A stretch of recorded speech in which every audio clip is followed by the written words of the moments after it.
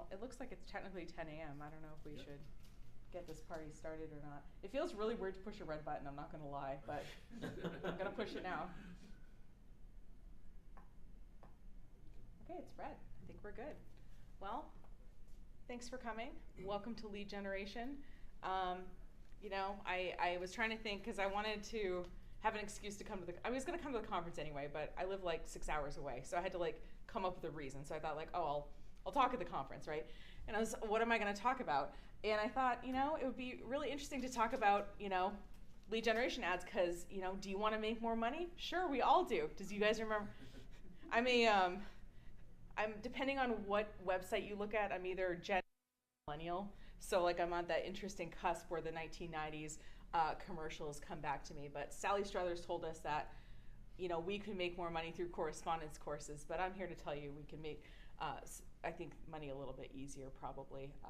Instead of our VCR repair business to take out some lead generation ads. So my background is my name's Nicole. I have a marketing company. I've had it for 15 years.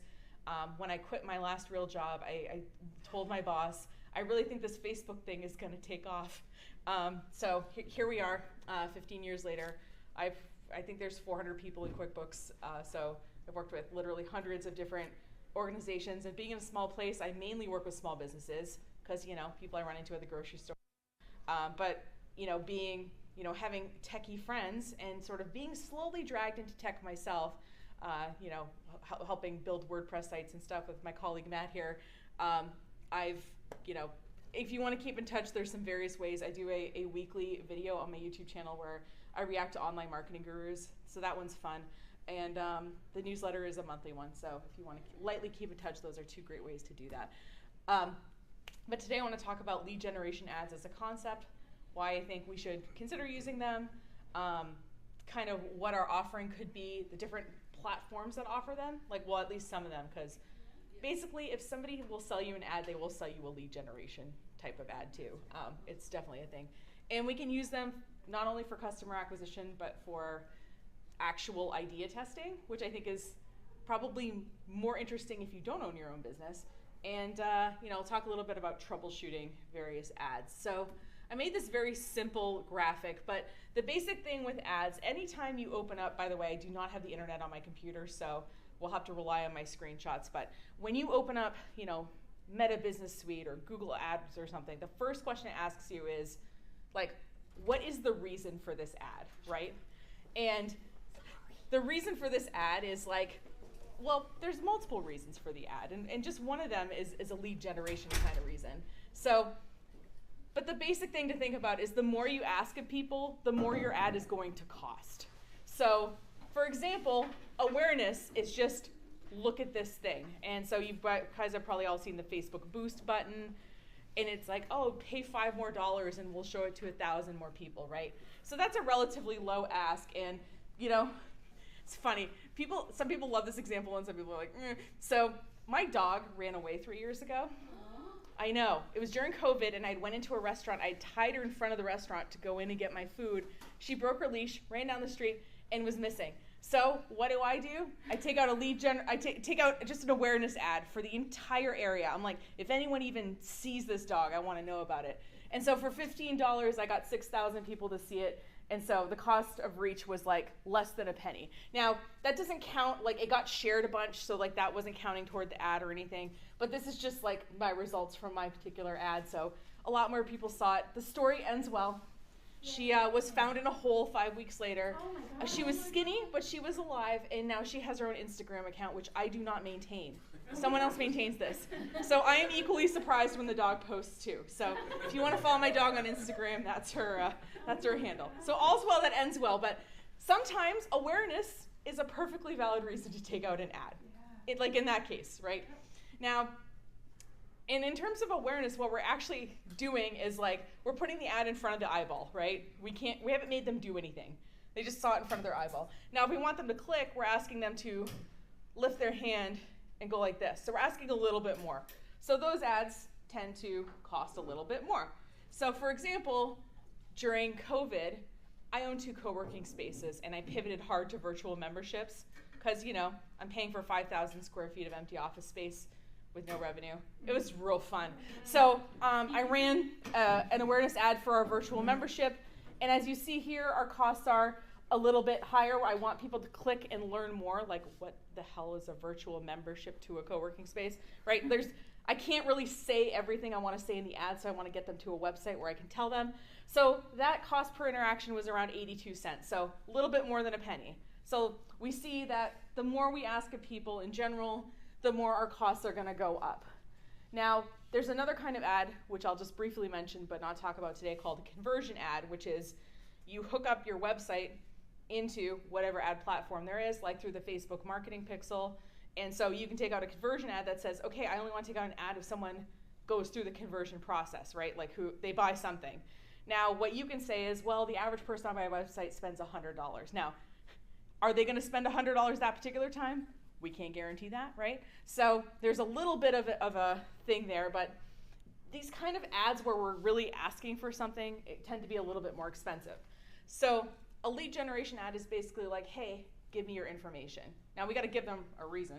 You know, people just aren't handing out their email addresses usually. So for example, I was thinking about moving my co-working space to the next town over. I had a deal going potentially, and I thought, I wonder if we moved from this place to this place, if there would be enough interest to sort of either justify opening a secondary location or just moving outright. So I took out a lead generation ad, and I said, hey, give us your email address if you want to be kept up to date with the fact that we might be moving. And so I tested the ad set across 2 audiences, so I got whatever 8 plus 5 is. And I spent, whatever that is. And so as you see, my costs are going up, right? I went up from 82 cents for clicking over. Now I'm paying $11.25 per email address, and you're like, I know, it's expensive, right? Like it looks expensive, especially when you're used to the cost per click or that kind of ad thing. And then basically what happens, in case you've never done this before, is the leads kind of go into whatever ad platform there is, and then you just download them. Now, obviously, if you wanted to integrate, like let's say you have a CRM or something, you can use something like, is it Zapier or Zapier? I say Zapier. Okay, I've always wanted to know. I've heard it said both ways. So you can use something like Zapier and obviously integrate it directly, but all of these websites will hold the leads, and then you download them as a CSV file. So you have the email addresses, and it collects a lot of other things like the exact timestamp, and it has a lot of fields of data, but mostly we care about the name and the email address. And you can collect other things too. You might ask them a couple of questions. Obviously, that's totally something that you can do. You don't want to make it too long because you want them to actually fill it out. So anyway, so a lead generation ad, like I said, it looks kind of expensive compared to the other ads, but I think in particular for our industry, it can be a really good fit. Why lead generation ads? Because we can highly target them, and I'll go over what some of the individual platforms allow for targeting, because they are a little bit different, LinkedIn versus Google and stuff like that.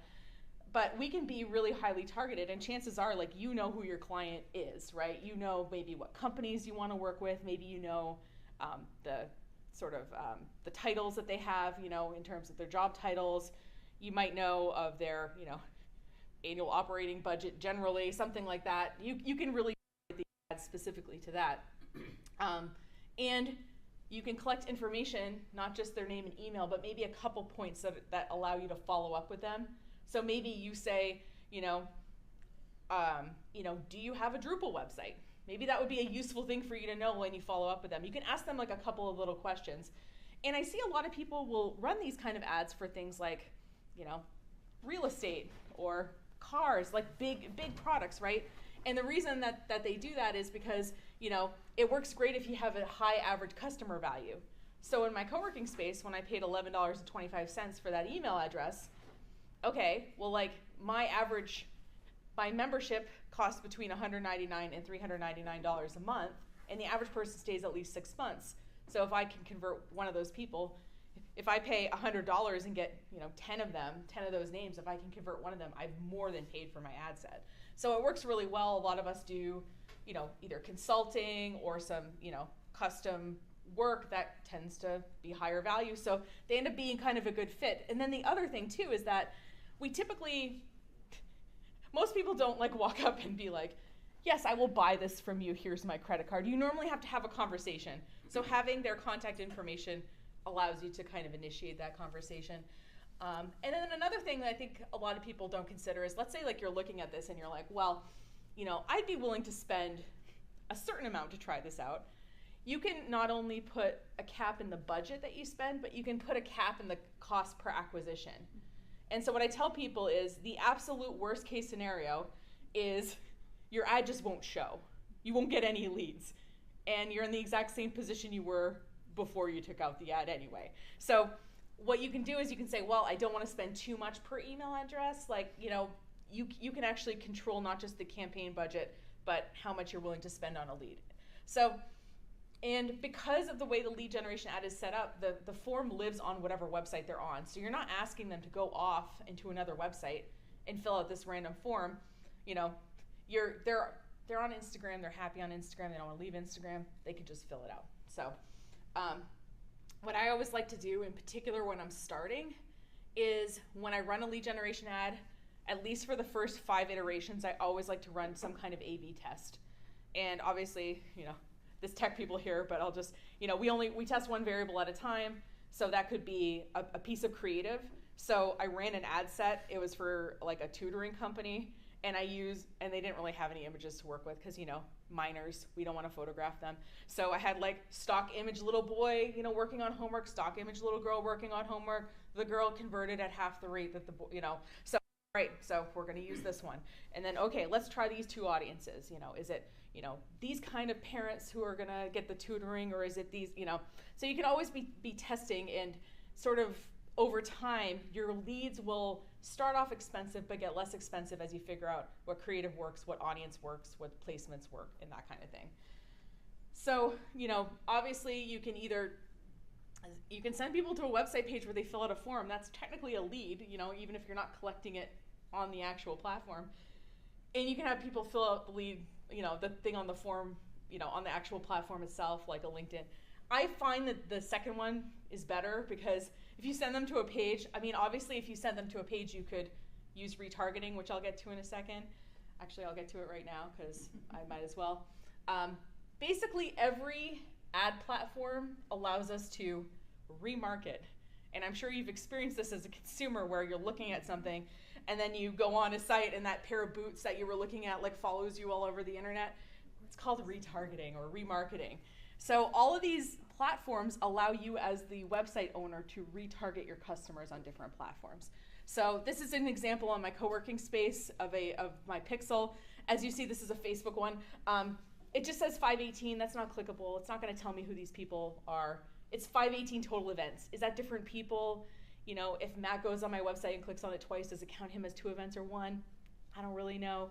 But what I'm tracking, in addition to the default thing, which is page views, I'm also tracking their behavior if they fill out a membership thing and purchase something, or if they subscribe to our newsletter. So what I can actually do is say, okay, take out an ad to people who've looked at my page before and get them to come back. Now, if you are going to do this on your website, you have to have a cookies notice, which you probably notice on websites, the thing that pops up. And you actually have to, when they say opt out of tracking, you have to stop tracking them. They're in California, so we might as well be compliant for the most strict ad platform, I think. And you have to have a privacy policy that's linked on every page of your website. And what most people do is put that in the footer. And the privacy policy says, what data we're collecting, how long we have that data, and all of that. There's privacy policy templates on the internet if you want to take one and modify it. # not a lawyer. So, but yeah, so, but you have to tell people, that you're collecting data, how long you keep it, and if they, want more information, you have to have a compliance officer with contact information. So I'm an officer, but only in compliance. So anyway, so I could see sending them to the website if you wanted to retarget them later, but in general, I find that this works pretty well. So for example, I had a client who wanted to start publishing a lot on their blog in the last year, which I was like, oh, okay, I'm blogging still, but I thought, all right, awesome. I'm glad you're getting on board with blogging now. That's great. And so they wanted to find writers for their publication, and they wanted writers that had specifically higher ed experience because they were a higher ed publication. So I wanted people who were like in that space. So we were able to target them on LinkedIn to say, hey, you know, call for papers, you know, and we ended up like getting them basically 20, and not all of them ended up becoming writers, but like they ended up with some really good writers for just a few $100s essentially. Because they were able to target these very specific people. It's almost like asking like a really cool person to apply for your job, you know, like you're just really targeting them. So I find number 2 works best, but if, like I said, you wanted to do the remarketing thing, number 1 could also work well. And then, you know, in terms of like, okay, so we got to give them something for the email address, right? Like I'm not just going around handing out my email address to people, right? So, you know, we can give them like a free thing or like a free consultation. So I will say that if someone doesn't know you on the internet, there's something about like having like a resource, whether that's like a webinar or a white paper or a, you know, checklist or something, like something for free that gives you that instant gratification. And then there's like not that like, yes, let me have an awkward Zoom call with a stranger moment, right? Obviously you have their contact information and you can contact them, but it's not like, oh, sign up for a free consult. Like that's, and when I looked at a bunch of examples, I didn't really see anything like that. But I mean, you could have them fill out a form for that, but I didn't really see any of that. So, by the way, these slides will be available. I tried to, because who doesn't love a table? Who doesn't love a table, right? Especially coding a table.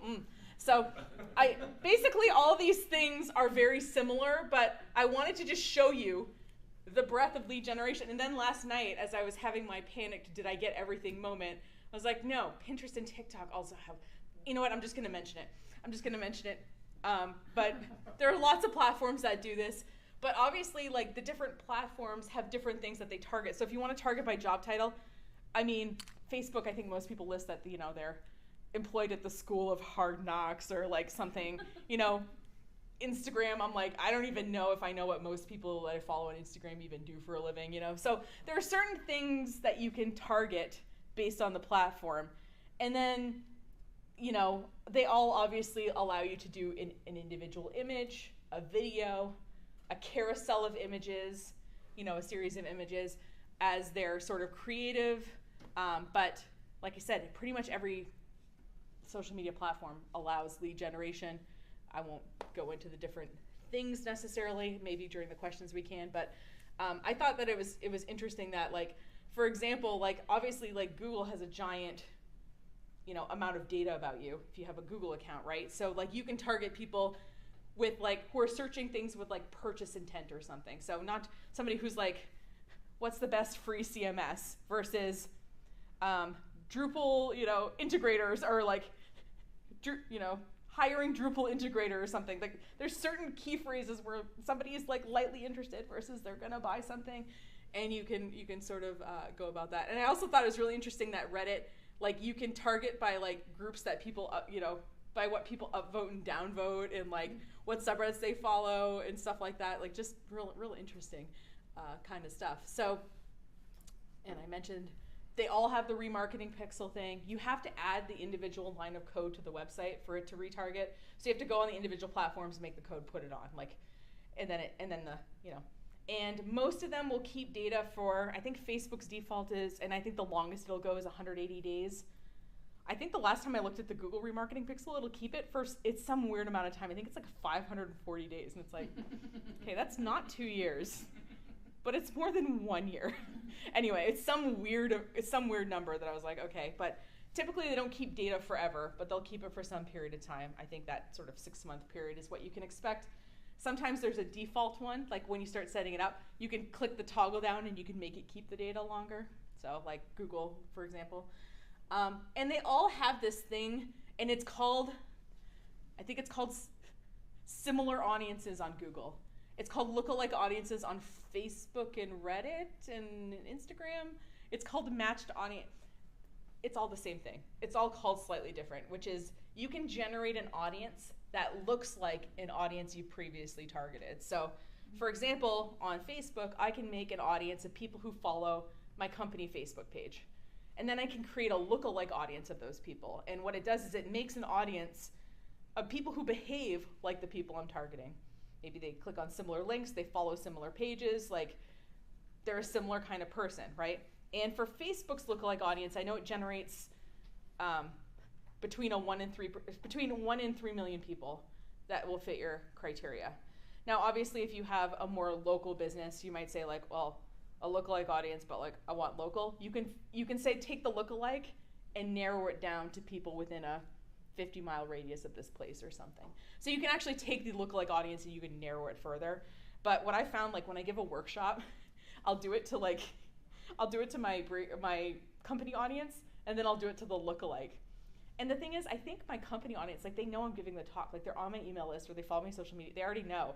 I get a much better response from my lookalike audience because they're people who would theoretically like me, maybe if they knew I existed. So I think lookalike, theoretically, asterisk, small print, they might not like you. But point being is like you can make these and be able to take out ads to them as well. So I took some screenshots before I left the hotel in case my internet didn't work. So if I was like, okay, I'm in Boston and I want to take out a lead generation ad and I work with, local companies, like I have a local company, I work with local companies in the Boston area.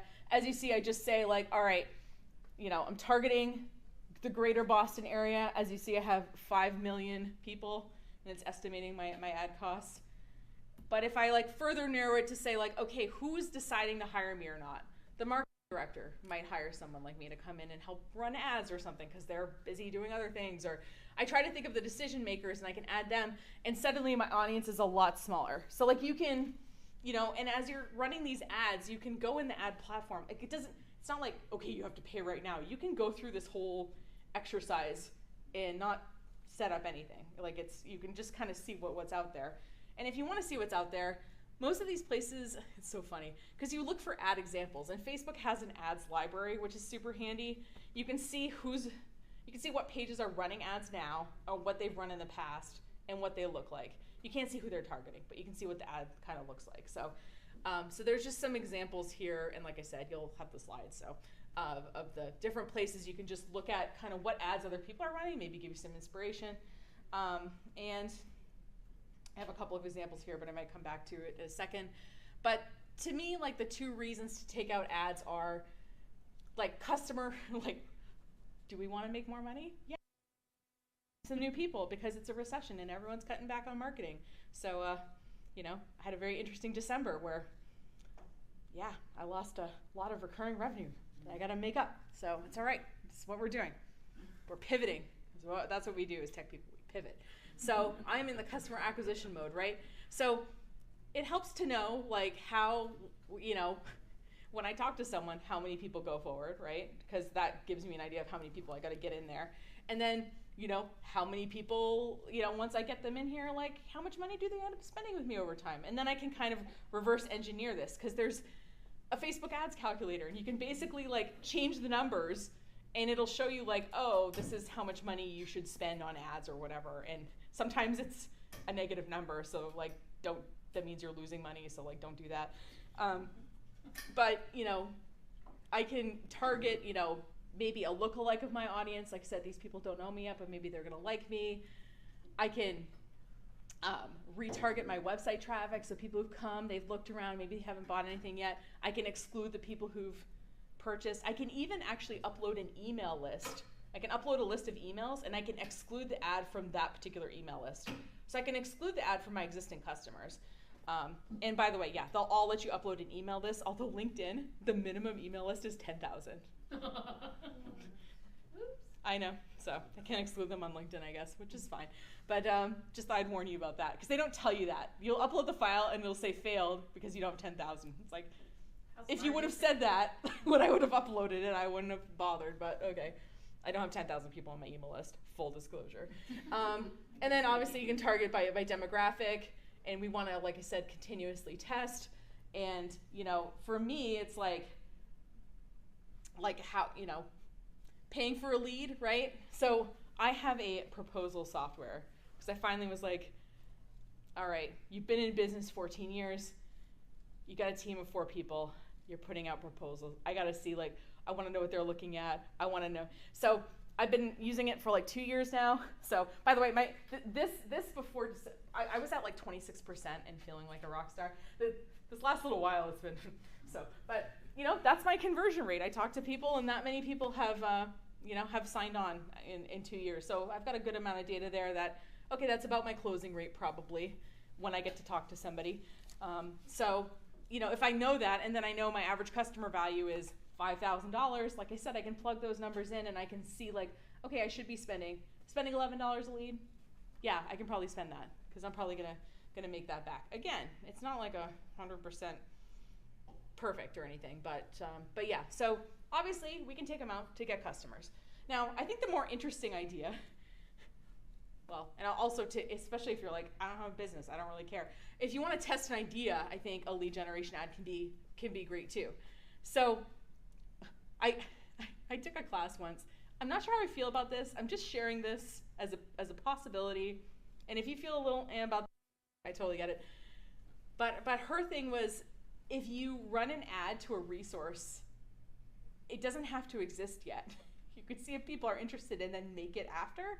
And I was like, but like the person in me who was like, ooh, but you know, I said I had it, and like, anyway. So you could totally do that. So if you say had, you know, a Drupal solution that you thought was perfect for concert venues, and you were like, you know, like I've been thinking about like fixing, you know, there's a couple of weird issues. I've been thinking about fixing it, but like, do I want to put in the time to it? You could take out a little ad set to your specific person and see if they're interested in learning about, you know, integrating Drupal better into a concert venue or something like that. And if you got like some interest, you'd be like, okay, like that gives me the idea I need to like finish the thing, right? You are going to pay some money to test the idea, but it's still going to be cheaper than acting on an idea that's terrible. For example, expanding my co-working space into a market that clearly was not interested in it. Like that's a 5-figure decision that I didn't do. And I spent, you know, what, 100 plus 150. I can do that. 100 plus 50. I can do that in my head. You know, to talk to and I talked to those, you know, 12 people or 11 people I got, and like they were, you know, I had the conversation. So obviously you can get, you know, name, typically email, sometimes a phone number, but you can get a couple of data points. You don't want to make it too long, but of kind of these people before you talk to them, and you can evaluate your decision. It's kind of like, it's still cheaper than having a focus group too, you know what I mean? So you're getting to, like I said, meet these people who are your ideal customers, and then deciding from there whether you want to go on with the thing or not. So yeah, I did some fun math. So I did a few examples here because, as you've noticed, I'm really bad at doing math in my head, even very simple math. So I was like, okay, let's say our average customer value is $2,000, and let's say that, you know, let's say you're not converting at 14 point whatever percent. Again, it was higher, and I pulled that last night, and I was like, ooh, I've not got better at selling in the last year. But you know, and let's say that I'm converting at 5%, and I'm paying let's say I'm paying $110 that email address instead of the $11.80 or whatever. You know, as you see here, I'm losing money, right? Like this is I am paying $11,000 to make $10,000. Again, it's a bad idea, hence the emoji. So I have 3 options to fix it, right? I can either increase my average customer value, right? I can make my conversion rate better, or I can spend less on the lead, right? So let's do some, okay. So let's say that I say, you know what? I get them to spend an extra $500 in general, right? $2,500. So suddenly now, and I haven't changed anything else. I'm just getting them to spend a little more. So we all know you know, it's easier to get an existing customer to buy more from you than it is to get a new customer. There's some adage about that, or probably some stats about it. Suddenly my numbers are looking a little bit better, right? And then obviously the other thing I can do, and this is what most people I think should do, so as web people, I hope you'll help me get the word out there, is like helping their website not suck, or helping their like offer not suck, is if I just increase this conversion rate, you know, suddenly like it's a lot, and I'm increasing it like from 5% to 10%, like not, I didn't say like, oh, 40% are converting or something like crazy. So even if I would have increased conversion rate to 6%, I think we would have still gotten in the black here. So like I said, usually what I find is people will come to me and they want to run ads, not usually lead gen ads, but they want to send them to this website that is terrible. And you have to have that kind of conversation. So in short, there's basically, if your website is converting really low, maybe we're fixing it first. But again, lead generation ads are your way to manage around that, right? So you're like, they won't pay to fix the website. Cool, we're gonna make the form be over here so that they don't have to go to the website at all. So that's one way to deal with that. It is worth taking your time to test the audiences and creative. I think I glossed over the visual, but I started with $11.80, and I finally got my leads for that particular, because I want to talk to a little more people. Also, it's like the next town over. They can drive to that other co-working space. I got it down to like $3 and something, but just by running a few tests and sort of fixing things. I've read different stats for this, but this is the one that I found on Facebook. Like 56% of your lift from ads is the creative. So make your visuals not stink generally. And obviously the different platforms offer slightly different targeting options and general audiences. So it might be worth, I haven't done a ton, for example, with Google, but I've done a lot more with like LinkedIn and Facebook/Instagram, because that's where my audience is, and that's where we can target. More B2B people are kind of more on LinkedIn. And yeah, lead generation ads are worth it if you have a high customer value. You won't see a lead generation ad for like a coffee shop, like give us your email and we'll put you on our email list for our coffee shop, because their average order value is $20. And so, but the lead gen ads for, like I said, big items, cars, houses, and like I said, I think web development or technology solutions, because people do need to be educated on that sort of thing. So anyway, that's what I had. They told me to go 30. I see I'm at 31, and then give time for questions and stuff. So let's take the time to do that now. So does anybody have any questions or want to talk about stuff? Like I said, the one bummer is I don't have the internet, so I can point you to stuff. Yeah, go ahead.